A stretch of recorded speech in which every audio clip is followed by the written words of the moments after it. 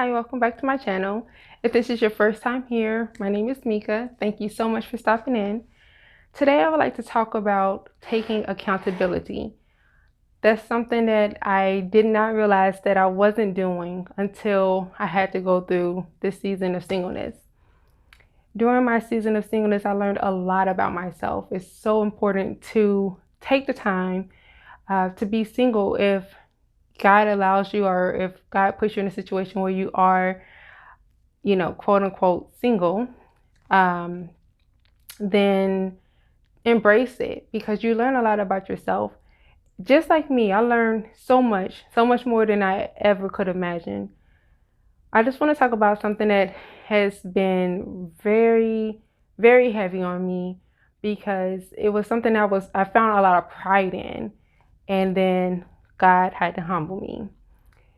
I was meeting people during a little dating season, during the season where I thought I was ready to date, but no, not really. But when I was meeting people, one of the questions that they would ask is, have I ever cheated? And I took so much pride in saying no because I haven't. I haven't physically cheated. But I noticed that each time that I would say, no, I haven't, and they would say, wow, you were in such long relationships and you've never been tempted, you know, you've never done it, how did you do it? And, you know, I started feeling kind of like God was condemning me, like I was lying. And it kind of made me upset at first because I was like, I didn't understand why I was feeling bad when I knew that I didn't physically cheat on anybody, so I didn't cheat in my mind. But then one day, um, after I had a conversation with a person and I had said that, it's like I kind of stumbled. Like it was like, okay, something wasn't right, and I had to take it to God because I wanted to know why He kept trying to make me feel bad about something that I didn't understand what I done. And so in my time of being alone with God and talking with Jesus, I was reminded of all the times I cheated. So not only was I being reminded all the times I fornicated, but God also reminded me of all the times that I've cheated, doing so sin on top of sin, basically. And I had to really I had to put my pride to the side and really listen to what God was trying to tell me, what Jesus was trying to put in front of me. And, I wanted answers and I was getting it. So one thing I had to be accountable for, be responsible for my behaviors and admit my wrongs, was that yes, I haven't ever physically cheated on anybody, but I have emotionally cheated. I've done things behind my partner's backs.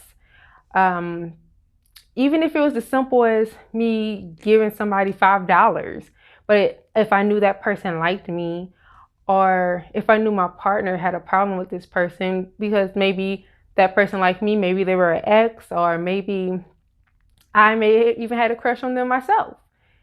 But I knew, like, I felt like I was kind of playing, like being lukewarm, because I was playing that two-sidedness. I was, well, I'm still good as long as I don't physically cheat. That was what I would tell myself, so that I felt better. Like, I mean, as long as I wasn't touching this person, I wasn't kissing this person, I was just enjoying their time or enjoying their compliments or just enjoying the fact that I knew that they possibly, or they did like me in some type of way.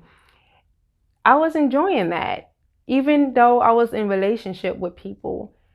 And that's the part right there that really humbled me. I had to say it out loud. It wasn't enough to just think it. Jesus wanted me to say it out loud, and when I did, it hurt my feelings so bad because I always was such a proud person, knowing like I'm that type of, well, back then I was that type of girl that didn't cheat. I was that type of girl who was that ride or die, hold you down, I'm gonna be faithful, I'm gonna be loyal. But God said, no, you're a cheater and you're disloyal. And when I tell you, don't wait for Jesus to humble you, because he'll hurt your feelings. And honestly, it's what I needed, because I'm honestly able to see that I wasn't as perfect as I thought, and that I had work to do, and I'm still working on myself. Like, I need to really think about what caused me to think that it was okay to allow somebody to flirt with me, or for me to flirt with anybody when I was in a relationship with somebody else.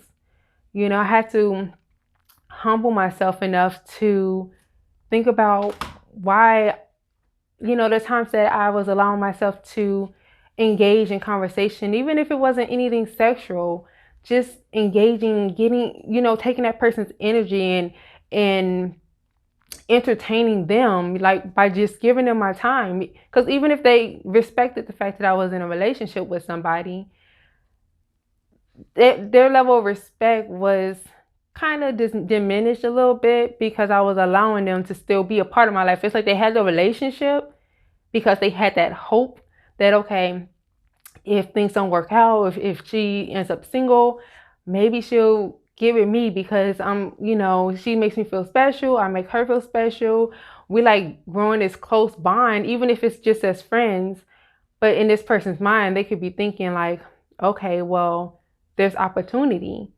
And I can't lie, I've been in relationships before where I was so unhappy in my relationship that I did emotionally and mentally wander off and cheat. Like, I was, it was, I never got to the point where I was, engaging in anything inappropriate, but I did allow myself to talk about things that I shouldn't have talked about. Like, oh, well, it would be nice if I was single, or, if you were single, you know, that type of thing. And I take it back. I mean, I have sexed it before. So yes, that's very, very, very too far. But majority of the times when I did emotionally try to connect with people, it was more so of a like, like growing just like a good friendship, and just starting to pour all my emotions into this person, and allowing that person to pour their emotions into me. And, having those thoughts of, well, I could be with this person if I was single, and then it's kind of like I was having my cake and eat it too, like being very selfish. And that's what God had to tell me too. He told me that I was selfish. And like I said, when God comes and humbles you, you better believe your feelings are gonna be hurt.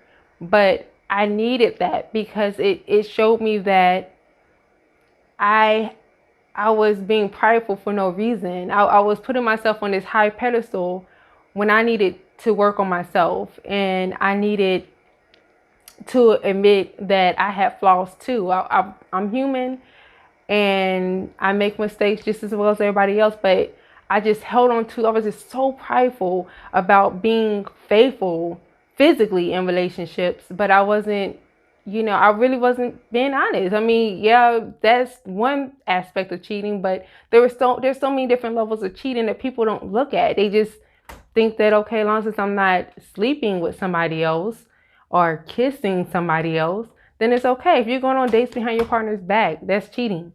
If you're telling your partner's business and all your private issues that's going on at home, if you're sharing that with somebody and you're building something emotionally with somebody else, that's cheating. If you are sneaking behind your partner's back to talk to this person or hang out with this person, it's cheating. And I had to really sit in my mess, and I had to ask God for forgiveness, because I for all these years I've been lying, and I also had to ask for forgiveness because I just don't want to be a little girl. I don't want to be a grown girl. I want to be a grown woman. So in order to do that, I needed to repent my sins and to admit, and to just verbally apologize, so because you put yourself in a situation, then you lie about it, and then you think that you're going to grow. You're not going to heal. You're going to continue to take that from relationship to relationship. And I just didn't want to do that. So it was just a sense of being accountable for my sins, and being accountable for just doing people wrong. Even if you don't believe in sins and you don't believe in God or Jesus, you still believe, we all have morals. So if you know when you're doing something that's not right, and at some point it's going to catch up to you, and you're going to need to apologize about it. You're going to need to ask for forgiveness. You're going to need to change. If you want to grow, you want to evolve, you have to change. You have to admit to yourself, these are my flaws, and work on it. I had to do it, and it taught me a lot. And it actually helped me to not relationship hop, because from as long as I can remember, when I was in relationships and I would get out of a relationship, I would just wait a week or so and I'm back into another relationship, or I was back and forth with the person I was with, and I never gave myself time and really admitting that to myself and knowing like I don't want to be that woman. God has brought me to a whole nother level. And I don't want a chance losing that. I don't want a chance failing and falling, or doing the same thing again in a new relationship with, after I've taken the time to heal. I still need to make sure that I've mastered, or, I've improved greatly in that area, because it's still unhealthy, and I know I say toxic a lot, but it's toxic. It's unhealthy. It's not going to work. It's going to just make me continue to have failed relationships. So I just wanted to just let you guys know, like, if you're the kind of person that prides yourself on not being a cheater or not being a liar or not doing somebody wrong, you may need to reevaluate, because sometimes we do things like that, and sometimes we make excuses like, well, I wasn't happy, and or my partner cheated on me, or my partner, you know, didn't take the time to make me feel special, or sometimes you have legitimate reason, to feel how you're feeling, but you don't have legitimate reason to wander off with somebody else. If you're not happy with the person that you're with, you need to let them go, because it's not fair. It's not fair to try to have your cake and eat it too. You know, I'm over here with you, laying up with you, or building a home with you, but I'm building a mental home with somebody else. And honestly, emotional cheating is the worst type of cheating. It's the most dangerous, because that person's getting your mind. They're getting into your mind. They're getting into your soul. And then they can tell you anything about your partner. Your partner could be amazing. Your partner could be beautiful. Your partner could be handsome. And then this person be like, well, I could treat you better. You deserve better. That person, I would definitely, I'll do anything for you. Like, they not even that cute. They don't even look good. They don't got enough money, whatever. And you will believe it. That's why it's so, so dangerous, because you're connecting with that person on a deep level. You have feelings, and you trust this person. You have feelings for this person. You care about this person. And whatever they start to tell you about your partner, somebody that they're not living life with, you're living life with this person, but they'll tell you anything to get you, or even if it's not to get you, but they can tell you anything and you'll believe it, because you're just so, your spirit is connected with this person. You're emotionally connected with this person, and that's a whole deeper level than just somebody you may be sleeping with, or even if it's just you've been married or in a marriage for a long time, or in a relationship for a long time. You're not as connected, because it's not new, it's not fresh, especially if you guys argue a lot. You're not connected to your relationship. You're not connected to that partner. So you're going to feel like that other person that you're connected with is so much better than the person that you're with, because You know, they make you feel special. They tell you good morning every morning, something that your partner used to do. Maybe they don't do it anymore because y'all been together for so long. They're giving you all these sweet nothings, telling you all kinds of ways that they will make your life so much better. Same thing, if you think about it, the same thing your partner did in the beginning, but you guys got to a point where you've fallen off, and you know, instead of working on your relationship or letting the relationship go, you try to hold on to that person while you're trying to move on emotionally with somebody else. And you know, that's what I had to, after I started connecting with God and connecting with Jesus and really working on Mika. um that's when things started being revealed to me about me. And I have no problem with admitting it. I have no problem with talking about it. And I have no problem with apologizing to any of my exes, because I know that I wasn't as perfect as I thought. And I know that I'm flawed, and I'm not that person anymore. I'm not that young girl anymore. I'm not that grown girl anymore. I'm a grown woman, and I have grown and blossomed. And I just wish the same for all of you. Like, if you know that you've done wrong to somebody, even if it wasn't intentional, even if you don't even look at it as cheating, sometimes you know you be cheating. You know, you don't have to sleep with nobody for it to be cheating. You don't have to kiss nobody. You don't got to hold nobody's hand. Emotional cheating is cheating, and it is the worst kind of cheating. So think about it. Tell me what you guys think. Comment below. Let's talk about it. And I just hope that none of you have to be humbled by God, because it will hurt your feelings. Just think about it and just confess it with your mouth, and you know, just try to change your ways. Ask for help, whatever you need. You know, you'll get through it. You'll get better. Just try to be a better person. Think about how, if your partner was doing you the same way, would you like it? If you wouldn't, then stop doing it. So, but that's all I have to say for today. Thank you so much for stopping in. I hope you all have a good day, and see you next time. Bye.